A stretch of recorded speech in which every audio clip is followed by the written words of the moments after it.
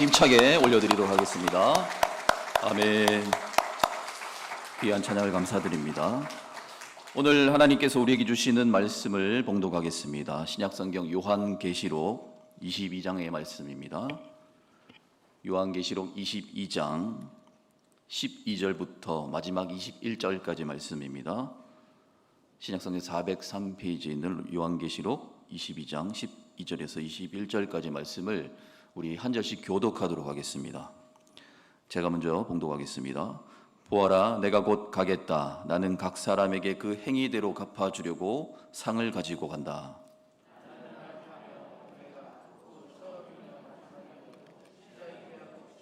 생명나무에 이르는 권리를 차지하려고, 그리고 성문으로 해서 도성에 들어가려고 자기 겉옷을 깨끗이 빠는 사람은 복이 있다.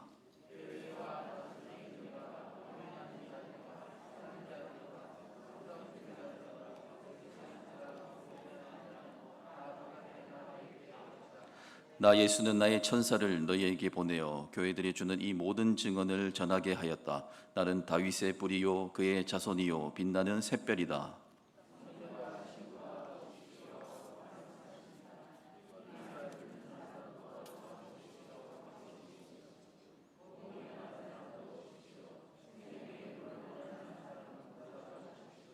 나는 이 책에 기록한 예언의 말씀을 듣는 모든 사람에게 증언합니다. 누구든지 여기에 무엇을 덧붙이면 하나님께서 그에게 이 책에 기록한 재앙들을 덧붙이실 것이요.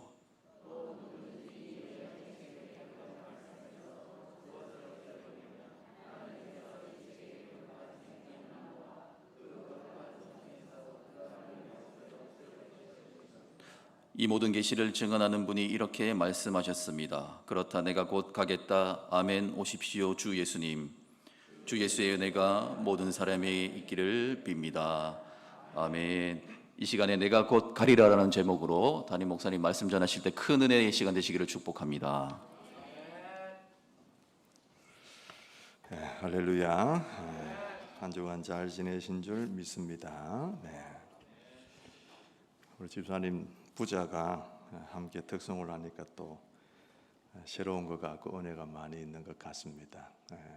뭐 부자든 모녀든 특송 많이 좀 신청하셔서 또 예배 시간에 하나님의 은혜를 함께 또 더해지는 그런 은혜가 있으면 참 좋을 것 같습니다. 집사님 가정에 많은 은혜가 있기를 축복합니다.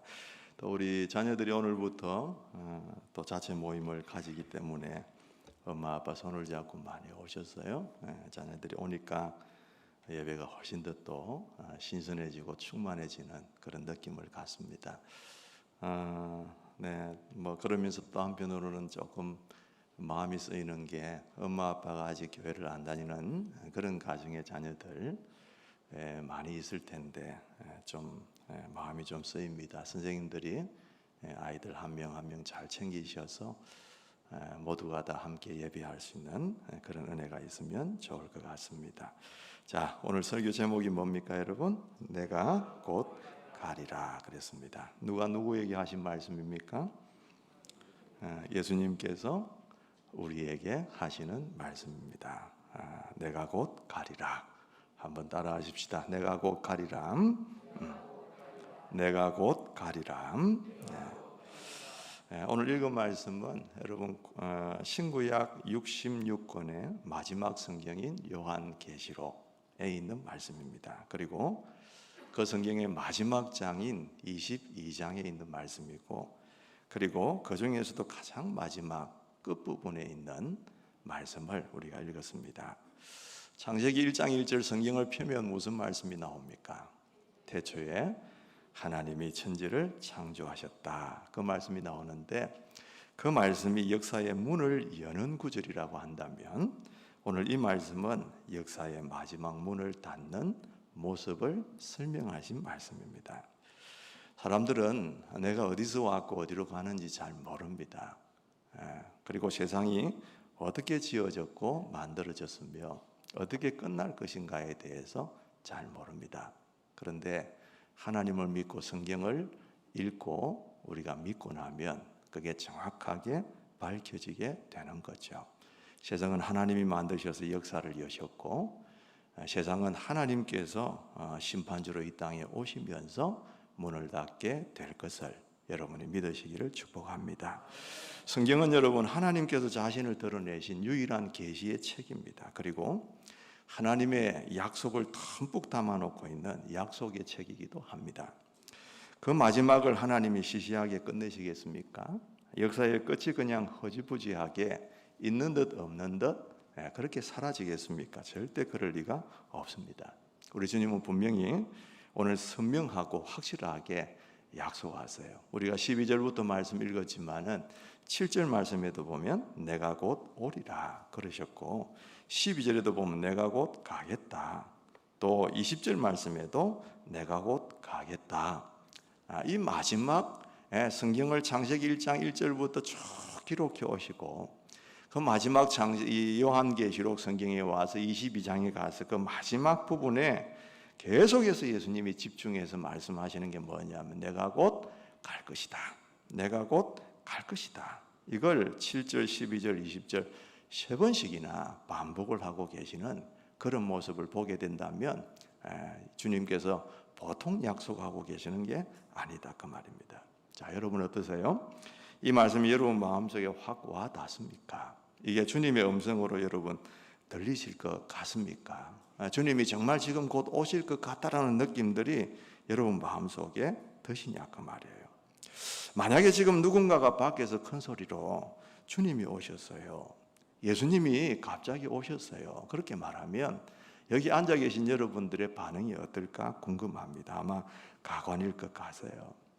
어떤 분들은 마음속에 뭐 이렇게 빨리 오셔 이런 분들도 계실 것 같고요, 눈을 지그시 감고 올 것이 왔구나 이런 분도 계실 것 같고, 뭐 두려워서 안절부절 못하고 숨는 분도 계실 것 같고요, 아니면 뭐 이 나 어떻게 아직 준비도 안 됐는데 그러면서 울고 불고 하시는 분도 계실 것 같고, 어떤 분은 또 나는 주님 다시 오신다는 말씀 한 번도 들어보지 못했어요, 뭐 이런 말씀 하시면서 몰랐다고 말하는 분도 계실 것 같고, 아마 다양하게 나타날 것 같습니다. 여러분은 어떠실 것 같습니까? 여러분, 주님이 다시 오시는 이 재림, 그리고 이 세상의 마지막 종말에 관한 말씀은 신약 성경에만 300회 이상이 쓰여지고 있어요. 이것은 우리가 늘 듣는 말씀 단어들, 뭐 믿음, 은혜, 뭐 용서 이런 말보다도 더 많은 횟수입니다. 그런데 교인들에게는 그렇게 깊이 이 말씀이 새김질되지가 않는 것 같아요.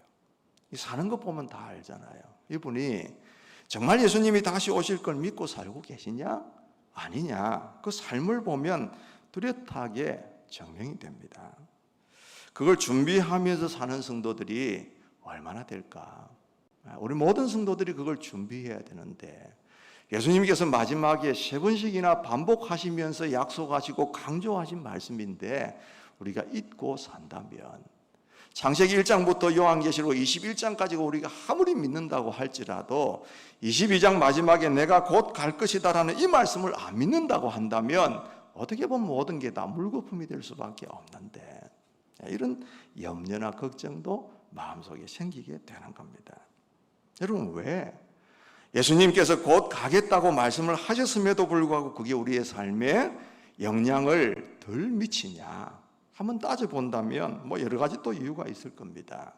믿음이 없기 때문에 그런 경우가 있겠죠. 뭐 설마 그런 일이 있겠나? 아유, 뭐 성경에 그렇게 기록은 했지만 그럴 리가 있겠어, 뭐 그렇게 생각하는 분도 계실 겁니다. 아니면 막연한 미래, 내 앞에 닥친 일이 아니기 때문에 그냥 안일하게 생각하면서 뭐 그러시겠지라는 정도로 끝나는 분들도 있을 것 같아요. 아니면 믿음은 있는데 주님은 오실 텐데 내가 세상에 지금 빠져서 그걸 생각할 겨를이 없는 분도 계실 것 같습니다. 그래서 예수님께서 마지막 징조, 말세의 징조를 마태복음 24장에서 말씀하셨잖아요. 제자들이 예수님께 와서 묻습니다. 주님, 마지막 때에 어떤 일이 일어나겠느냐? 그렇게 질문할 때에 예수님이 마태복음 27장 37절에 보면 뭐라고 하셨느냐 하면은 노아의 때와 같이 이 인자가 올 때도 그러할 것이다, 그렇게 말씀하셨어요. 노아의 때와 같이 그러셨거든요. 노아의 때가 어떤 때입니까, 여러분? 노아가 하나님께서 이 세상에 너무 죄악이 관영하고 퍼져 있고 도무지 내가 이건 못 보겠다, 한번 쓸어야 되겠다. 하나님이 홍수 심판을 예고하시고 노아를 보고 너 저 산 중턱에다가 배를 하나 만들어, 방주를 하나 만들어라. 그리고 내가 보존할 거는 그대로 보존하되 나머지는 다 쓸어야 되겠다. 하나님께서 그렇게 심판을 예고하셨습니다. 노아가 믿음으로 그 말씀을 받고 100년 이상이나 되는 그 긴 기간 동안, 요즘처럼 중공업이 있었으면 그냥 며칠 만에 뚝딱뚝딱 한 대를 만들어낼 텐데 이 노아가 다 수작업으로 만드는 거잖아요. 물론 사람을 사서 했겠지만 그냥 100년 이상 걸렸단 말이에요. 그 100년 이상 걸리는 그 기간들 가운데 노아가 여러분 배만 만들었겠습니까? 저는 그렇게 생각하지 않습니다. 만나는 사람마다 얘기를 했을 겁니다. 하나님이 말씀하셨어요. 이 배가 다 만들어지고 나면 이 세상에 홍수 심판이 일어나게 될 겁니다. 모든 게 물에 잠길 겁니다. 그러니까 빨리 지금부터 하나님을 경외하셔야 돼요. 하나님 앞에 예배하고 살아야 돼요. 그 이야기를 수없이 만나는 사람마다 했을 겁니다.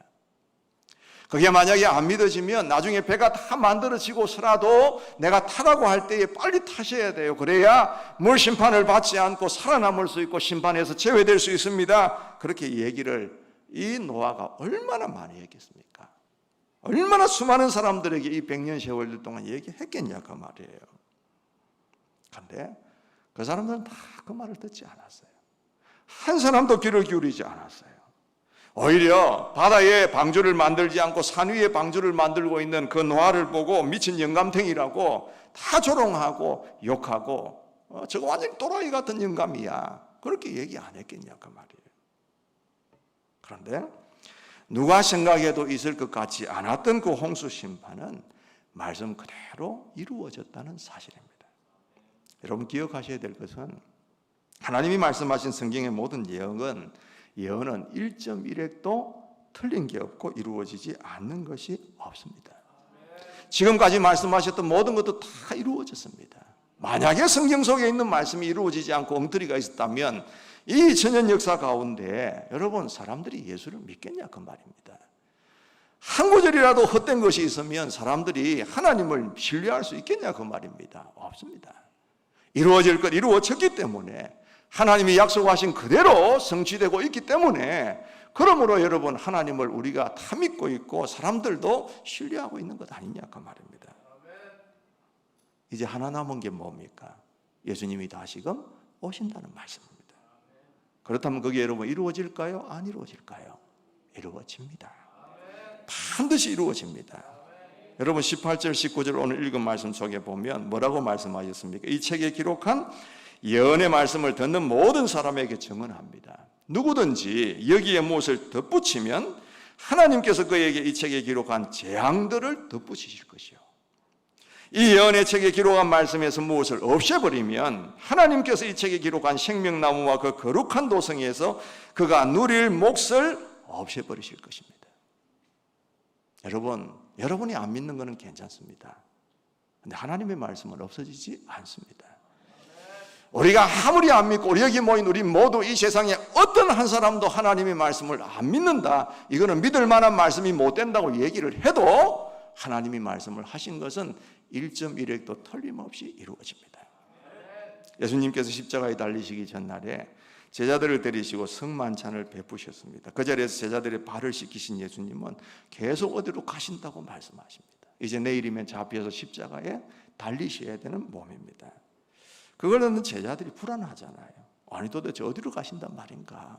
뭐 이렇게 묻고 응아하게 생각하고 그러고 있습니다. 그럴 때에 예수님께서 내가 너희를 위하여 처소를 예비하면 다시금 올 것이다, 그런 말씀도 하시고, 또 내가 곧 길이요 진리요 생명이니 나를 말미암지 않고서는 아버지께로 올 자가 없다, 그런 말씀도 하시고 많이 힌트를 주셨어요.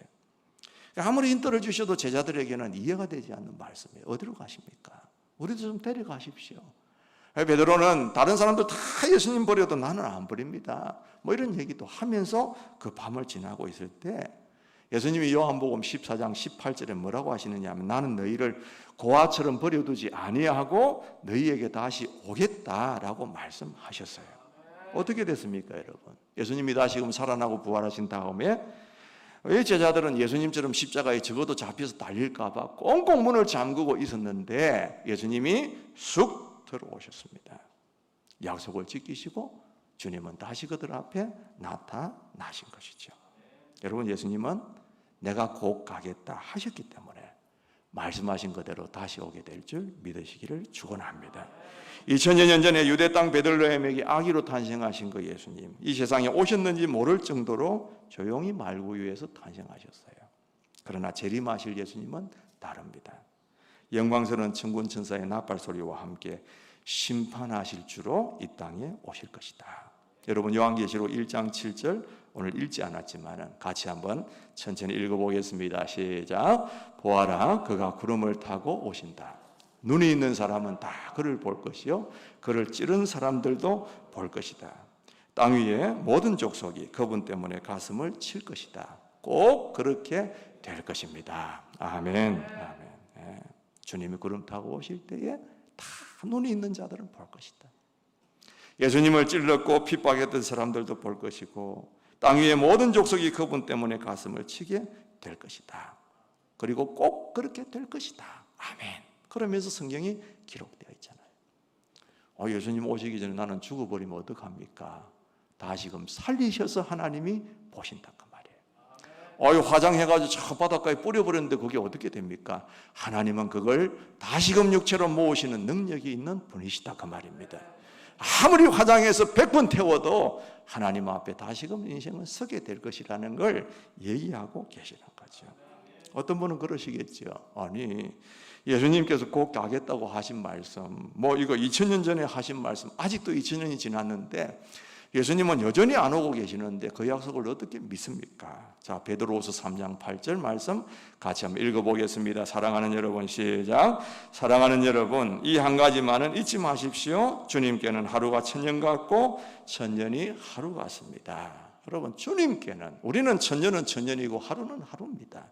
그런데 하나님께, 우리 예수님께는 천년이 하루같이 느껴지는 분, 영원 전부터 영원까지 계실 분인데 그분에게 시간이라는 게 무슨 큰 의미가 있겠어요? 역사를 통째로 보시는 하나님께는 이 천년이라는 것도 전혀 긴 세월이 아니에요. 하루라는 것도 여러분, 하루도 하루고 그냥 천년도 천년이고 하나님께는 그게 그거예요. 그러니까 주님께서 곧 가겠다 하신 그 곧이라는 것은 우리는 곧 가면은 한 일주일, 한 이틀 이렇게 생각할 수 있지만 주님께는 그게 천년이 될 수도 있고 만년이 될 수도 있는 거예요. 분명한 것은 그 시간과 그 때는 우리가 알 수가 없어도 주님은 약속하신 대로 반드시 오신다는 것입니다. 우리 모두가 안 오신다 그래도 외쳐도 주님은 오십니다. 반 목사가 만약에 정신이 헷가닥해가지고 미쳐서 주님 안 오시니까 모두 기다리지 말고 그냥 대충 사세요 그렇게 얘기해도 주님은 오신다 그 말입니다. 그럼 여러분 어떻게 살아야 될까? 그게 중요하잖아요. 주님이 다시 오신다 하는데 이걸 믿는다고 한다면 우리가 어떻게 살아야 될까? 딱 두 가지만 여러분들에게 말씀드리고 싶어요. 첫째로는 뭐냐 하면 예수님과 동행하시면 됩니다. 여러분, 동행하시면 한번 따라해 볼까요? 주님과 함께 살아가면 됩니다. 예수님은 언제 오실지 모릅니다. 그런데 지금부터 예수님과 함께 살면 그게 아무런 사건이 되지를 않아요. 안 그렇겠습니까, 여러분? 여러분 길가에 가다가 누군가를 만났어요. 늘 만나던 사람 만나면 놀라지 않아요. 그런데 전혀 안 만나던 사람, 정말 한 10년 정도 못 본 사람을 길거리에서 만나면 깜짝 놀라지 않습니까? 그렇잖아요. 여러분 집에 있는데 여러분 가족이 혹은 남편이나 아내가 자식이 혹은 엄마나 아버지가 집에 문을 열고 들어오면 놀랍니까? 안 놀라잖아요. 올해 우리 집에 함께 사는 엄마 아빠가 왔는데 놀랄 일이 뭐 있어요? 그런데 갑자기 제가 여러분 집에 띵동하고 나타나면 여러분 어떠시겠습니까? 전화도 한 통 없이 갔다 하면 깜짝 놀랄 것 같습니다. 우리가 예수님과 함께 동행하다가 어느 날 주님께서 이 땅 위에 오셨다 그러면 우리가 놀랄 일이 없습니다, 여러분. 주님과 함께 살아가는 사람은 절대 놀랄 일이 없고 당황할 일이 없다 그 말이에요. 주님하고 동행하는 사람이 죄 지을 일이 없잖아요. 주님하고 동행하는 사람이 주님이 원하시지 않는 삶을 살 이유가 없잖아요. 내가 주님과 함께 동행하면서 산다는 것은 주님께서 기뻐하시는 삶을 산다는 얘기고, 주님을 의식하면서 산다는 얘기고, 그렇게 사는 사람에게는 주님이 이 땅 위에 오실 때에, 우리 눈앞에 딱 나타나실 때에 절대로 당황할 일이 없다 그 말이에요. 주님과 함께 동행하지 않는 사람, 주님을 의식하지 않는 사람, 주님을 제쳐놓고 내 삶만을 충분히 누리고 살아가려고 하는 사람, 내 욕심을 따라 살려고 하는 사람, 그 사람에게는 주님이 갑자기 나타나셔서 내가 왔다 그렇게 얘기하시면 깜짝 놀라고 당황스럽고 숨고 울고불고 난리가 나겠지만, 주님과 함께 지금부터 살아가는 사람이라면 절대 그게 특별한 사건이 아니라 오셨군요 주님, 그렇게 우리가 기쁨으로 맞이할 사건이 될 수밖에 없다는 것을 말하는 것입니다. 여러분, 누구와 함께 동행하고 계십니까? 무엇과 더불어서 여러분 살고 계십니까? 뭐에 여러분의 정신과 마음을 집중하면서 살고 계시냐 그 말이에요. 지난 주간에 제가 여러분 잘 아십니다. 우리 장용덕 집사님이라고 연세가 드신 할머니 한 분이 계세요. 혼자 사시는 분이신데 신방을 갔습니다. 저 다운동에서 북구로 이사를 가셨는데 이사 가신 지 오래되셨고, 그리고 그래서 코로나 때문에 못 오시기도 하고, 그분이 이 기침이 많이 나셔서 여름 되면 차 타면 에어컨 때문에 기침하고, 또 겨울 때는 온풍기 때문에 기침하고, 그래서 차 안에서 이제 기침을 많이 하게 되면 다른 사람들에게 좀 뭔가 괜히 미안하기도 하고, 그래서 교회도 못 오시고 막 그러셨어요. 그럼 교회를 못 오게 되면 여러분 어쩔 수 없이 믿음과 신앙의 마음이 많이 떨어지게 돼요. 그래서 그렇게 두시면 안 되겠다 싶어서 제가 신방을 한번 했습니다. 가서 이런저런 얘기를 하고 말씀을 전하고 하는데, 집사님이 참전에는 신앙생활을 정말 열심히 하셨거든요. 먼 곳에서도 1시간 차를 타고 교회 오시고, 이 성경이 있는 것도 너무너무 많이 읽으시고, 한 주간에 100몇십 장은 수월하게 읽으시고, 신앙이 아주 피크를 이룰 때는 혼자 계시는데 얼마나 심심해요. 직장 다녀오셔가지고 시간이 많으면. 그럼 다 TV 틀어놓고 그냥 대충대충 시간 때우고 주무시고 할 텐데, 그분은 그렇게 즐겨보던 드라마도 안 보고 성경 읽는데 집중하셨던 분이세요. 그래서 가서 그 얘기를 했습니다. 집사님이 제일 행복하셨을 때가 언제예요? 바로 그때 아닙니까? 드라마 보는 것조차도 잊어버리고 성경에 심취할 때, 그게 꿀송이보다도 달다고 생각하고, 그래서 간증까지 했잖아요. 주의 말씀 받은 그날 참 기쁘고 복되도다 그러면서 찬송도 하면서 간증했던 때가 있었단 말이에요. 그때가 제일 행복하고 좋았지 않습니까? 그러면서 다시금 주님을 가까이 하시도록, 비록 교회는 때로는 못 나오시고 힘들고 차도 못 타시고 그렇게 하지만 다시금 그 믿음과 마음을 회복하시도록 그렇게 얘기를 드렸어요. 아마도 오늘 아침에 지금 이 말씀을 혹은 이 예배를 함께 집에서 드리고 계시리라 그렇게 생각을 합니다만은, 여러분, 우리 삶이 그처럼 주님과 동행하고 영적으로 깨어있고 은혜 가운데 충만한 삶을 살고 있다면 우리가 주님께서 언제 오셔도 무슨 문제가 되겠냐 그 말입니다.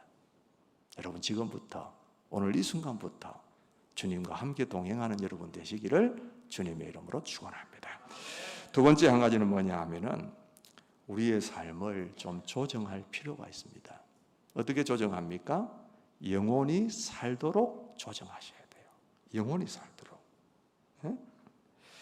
영혼을 죽이는 거, 내 영혼을 갉아먹게 만드는 것, 내 영혼을 피폐하게 만드는 것, 내 영혼이 아주 시들게 만드는 이런 삶들이, 이런 세상적인 것들이 있다면 다 정리를 좀 하셔야 합니다. 우리 차영재 권사님이 아까 광고 말씀에 나왔다시피 이제 종양이 발견돼 가지고 아산병원에서 한 3일 동안 입원해 계시면서 아마 내일까지 그렇게 검사를 하시고 이제 수술 날짜를 잡으실 거예요. 여러분 많이 기도하고 계신 줄 압니다만은 그게 발견되고 이제 아프시다고 해서 제가 오랜만에 우리 권사님 댁에 또 신방을 한번 갔었어요. 갔었는데 권사님이 되게 무안해 하시는 거예요. 무안해 하시면서 오신 거는 좋은데 아이고 목사님이 올 줄 알아서 집도 좀 치워놓고 막 이래야 되는데 이런 마음이 아마 있으셨겠죠. 그래서 제가 예배를 언제 기도하려고 딱 앉으니까 우리 권사님 하시는 말씀이 목사님 바쁘게 살다 보니까 제가 이렇게 정리도 못하고 살았어요. 그러면서 되게 미안해하고 부끄러워 하시는 겁니다. 그리고 나서 하시는 말씀이 내가 낫고 나면 집을 좀 깨끗하게 정리를 해야 될 것 같습니다. 집이 너절하고 그래서 그런 게 아니라 집이 되게 넓은 집이 아닌데 권사님이 옷가게를 하시니까 옷더미 같은 걸 쌓아놓은 게 많은 거예요.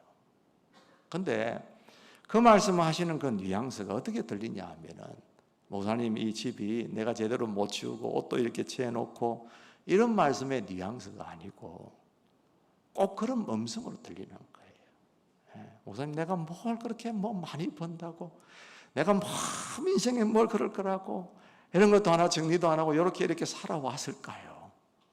그런데 이제 건강이 덜컥 하나 걸리고 나니까 권사님 마음속에 그게 걸리는 것 같아요. 우리 권사님 참 좋은 분이거든요. 여러분 다 아시겠지만 참 법 없이 살아도 살 것 같은 분이고 베푸는 거 좋아하는 분이고 새벽기도 한 번도 빠지지 않고 새벽에 와서 기도하시는 분이시고 진짜 힘이 되고 대단한 분이시잖아요. 그런데도 그분이 딱 이렇게 아프고 나니까 이 삶이 걸리는 거예요. 단순하게 그냥 옷 재놓은 그게 문제가 아니라 내가 하나님 앞에 내 삶을 정리를 잘하고 살았냐 안 살았냐 이게 뭔가 가슴속에 확 와닿는 것 같은 거예요. 그분에게. 여러분은 어떠십니까? 여러분 어떠십니까? 그래서 어제도 저녁에 제가 전화를 했는데 권사님 그러시는 거예요. 목사님 여기 오니까 교회도 못 가고 병실에 혼자 갇혀 있는 것 같고 그래서 병원에 오기 전에 서울 올라와서 남편분이 모시고 갔는데 잠시라도 좀 교회에 좀 데려다 주면 안 되냐. 병원 가까이 있는 교회 꼭 한번 데려다 달라. 한 5분 10분이라도 내가 하나님 앞에 기도하고 병원에 갔으면 좋겠다. 이렇게 얘기를 하실 정도였다. 그렇게 얘기를 합니다. 여러분 우리가 삶을 살아가다 보면 필요한 게 참 많습니다. 돈도 필요하고 건강도 필요하고 또 좋은 환경도 필요하고 필요한 게 참 많죠. 근데 중요한 것은 이런 것 때문에 내 영혼이 죽으면 안 된다 그 말이에요. 내 영혼이 아무리 좋은 것이라도 내 영혼이 죽는 것이고 내 영혼을 죽이는 것이라고 한다면 그걸 내가 멀리할 수 있는 필요를 우리가 느껴야 된다 그 말이에요. 다 필요하죠. 필요합니다. 필요한데 그게 필요하다고 해서 거기에 몰두하고 그걸 내 삶의 목적과 목표로 삼으면서 살아가게 된다면 그때 주님께서 다시금 오실 때에 우리가 무슨 말을 하겠냐 그 말입니다. 저는 코로나를 이제 한 1년 반 이상을 지금 쭉 우리 모두가 겪고 지나오고 있습니다. 코로나 때문에 집에서 예배를 드리기도 하고 영적으로 좀 다운된다는 이야기도 자주 듣습니다. 자, 여러분 이제 우리가 결단해야 될 때가 온 것 같아요. 가정에서 예배 드리는 게 내가 교회 드리는 것보다 교회에서 드리는 것보다 영적으로 나를 조금 어렵게 만든다고 한다면 조금 어려워도 교회에 오셔야 됩니다. 저는 이제 마음을 좀 바꾸기로 했습니다. 어떻게? 코로나라는 게 우리가 예수님 때문에 핍박받을 수 있는 좋은 기회다. 여러분 받아들이기 조금 어렵겠지만 저는 이렇게 우리의 마음을 바꾸어야 된다고 생각합니다. 사람들이 우리를 보고 너 교회 갔냐 안 갔냐 체크하잖아요. 뭐 교회 가면 많이 걸린다 하더라 이런 얘기도 한다 하는데 저는 마음속에 여러분 마음이 믿음으로 잘 정리하시기를 부탁합니다. 코로나가 평생토록 간다면 지금 이 코로나 때문에 겁이 나가지고 사람들 소리에 귀를 기울인다고 혹은 직장 잃을까 봐 여러분 이 일주일 동안 지나도 교회 한 번도 안 오시는 분이 계십니다. 그분의 영혼이 온전하겠냐? 저는 절대로 온전할 수가 없다고 생각합니다. 오셔야 합니다. 오셔야 합니다. 정말 안 하려고 내가 코로나가 걸리는 한이 있더라도 내 영혼이 침체되어지고 내가 지금 죽어가고 있다는 걸 인식하고 있다면 교회를 와야 되는 거예요. 중직자들 잘 들으셔야 돼요. 직장 때문에 또 무슨 이웃의 무슨 얘기 때문에 신경 쓰이죠. 그렇다면 여러분 우리가 평생 살아가면서 주님 때문에 당하는 고난, 주님 때문에 내가 희생하는 것은 언제 있겠습니까? 언제 있겠습니까? 이거 하나 때문에 내 삶을 정리를 못한다면 언제 여러분들이 주님을 위해서 희생할 거냐고. 찬송은 잘해요. 주님 가신 길 언제까지 따라갈 겁니다. 그리고 예수 나를 오라 하네, 뭐 주님과 함께 고난을 지고 어쩌고 저쩌고 말은 많이 하고 있지만 실제로 우리 삶에 이 테스트를 하는 기간 가운데 우리의 삶이 영혼을 중요하게 생각하느냐 아니면 육체를 중요하게 생각하느냐, 하나님을 섬기면서 살아가는 게 중요하냐 아니면 내 삶의 유익을 위한 게 더 중요하냐, 돈 한 푼이 더 중요하냐, 그렇게 얘기할 때에 여러분 뭘 선택하고 계시냐? 영혼이 살아나는 걸 선택하셔야지. 육체가 아무리 안정적으로 살아도 내가 영혼 죽어버리면 주님 앞에 설 때에 부끄러움을 당할 수밖에 없는 것입니다. 어떤 친구가 공무원 시험을 준비하면서 역사를 쭉 공부를 했대요. 그런데 일제강점기에 대한 얘기를 했습니다. 일제강점기, 이 일제 치하에서 우리가 36년 동안 고생을 했잖아요, 우리 조상들이. 그럴 때에 이 친일파들이 있었어요. 일본 사람들에게 붙어가지고 우리 한국 사람들을 괴롭히고 좀 잘 살고 잘 먹고 하려고 그랬던 사람들이 있어요. 이 광복이 딱 되고 나서 친일파들한테 다 이렇게 뭐 물어봤겠죠. 뭐 다는 아니겠지만 왜 친일파가 됐냐? 왜 일본 편에 섰냐? 왜 그랬냐? 물어보니까 다 동일하게 하는 말이 뭐냐 하면은 광복이 올 줄 몰랐어요. 네. 여러분 광복이 올 줄 몰랐어요.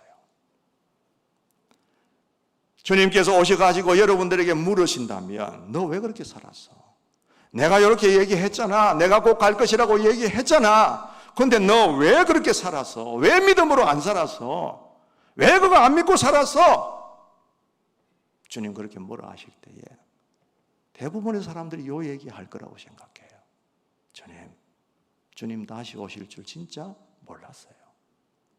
그렇게 말씀하셨지만 나 잘 몰랐어요. 여러분 그런 어리석은 사람 되지 않기를 소원합니다. 주님이 속히 오시겠다고 말씀하십니다. 여러분 뭐라고 대답하시겠습니까? 오시지 마세요. 이대로가 좋아요. 아니면 주님 조금 있다가 오세요. 내가 좀 즐길 거 즐기고 준비했을 때 오세요. 그거 별로 좋은 대답 아닐 겁니다. 뭐가 제일 좋은 대답입니까? 마라나타. 아멘. 주 예수여 어서 오시옵소서. 이게 가장 우리 마음속에 있어야 될 정확한 해답인 줄 믿는 것이죠.